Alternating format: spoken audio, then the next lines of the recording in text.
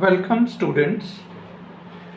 This video is a part of the playlist on my channel for BCS 12 जिसमें हम block 1 determinants का chapter handle कर रहे हैं।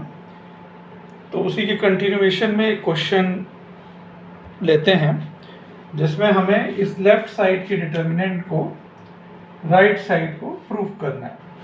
तो इस प्रूफ को करने के लिए हम प्रॉपर्टीज ऑफ डिटर्मिनेंट यूज करेंगे। हमें एक प्रॉपर्टी पता है, प्रॉपर्टी ऑफ इनवेरिएंस, जो कहती है कि अगर किसी कॉलम में हम दूसरे कॉलम का या तीसरे कॉलम का स्केलर मल्टीपल जोड़ देते हैं तो हमारा डिटर्मिनेंट वेरी नहीं करता। उसी तरह किसी रो में किसी दूसरे रो या किसी तीसरे रो को हम जोड़ देते हैं तो भी हमारा डिटर्मिनेंट वेरी नहीं करता।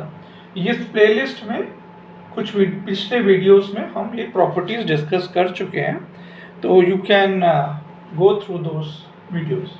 तो first property which I am going to apply is my column 1 will become column 1 plus column 2 plus column 3, जिससे मेरा डिटर्मिनेंट क्या हो जाएगा, twice b plus c plus a. देखिए C1 क्या बन गया, C1 plus C2 plus C3। देखिए 2b हैं, 2a हैं, 2c हैं, तो ट्वाइस यानी 2a plus 2b plus 2c यानी twice of b plus c plus a। Same way जब आप कॉलम 1 के इस एलिमेंट में एडजेसेंट कॉलम्स को ऐड करेंगे, again you will gate twice b plus c plus a। Here also you will get twice b plus c plus a। बाकी columns में मैंने कुछ नहीं किया है, तो वो जैसे थे वैसे ही रहेंगे।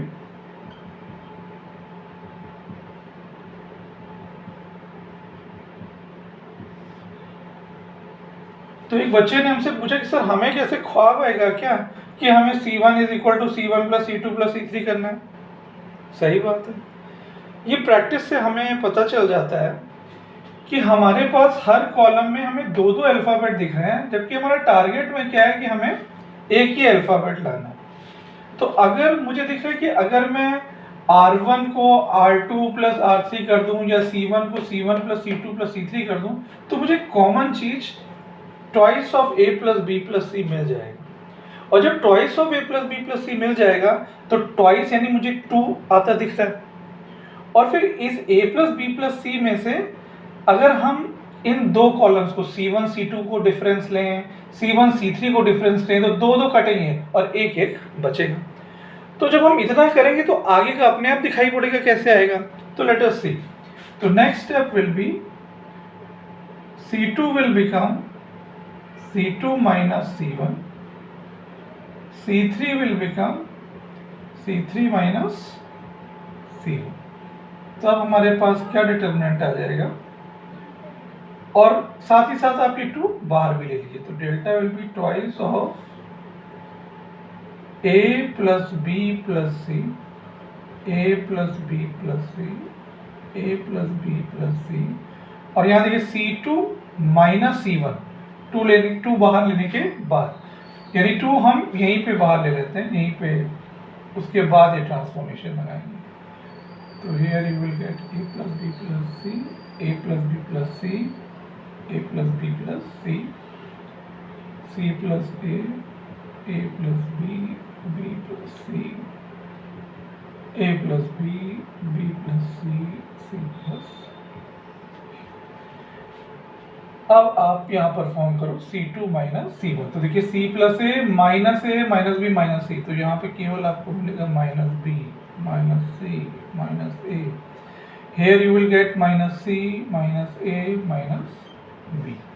मैं C3 में से C1 को घटा के लिख दिया और C2 में से C1 को घटा के लिख दिया। अब नेक्स्ट स्टेप में आप क्या करोगे, C1 को फिर से कर दो C1 plus C2 plus C3।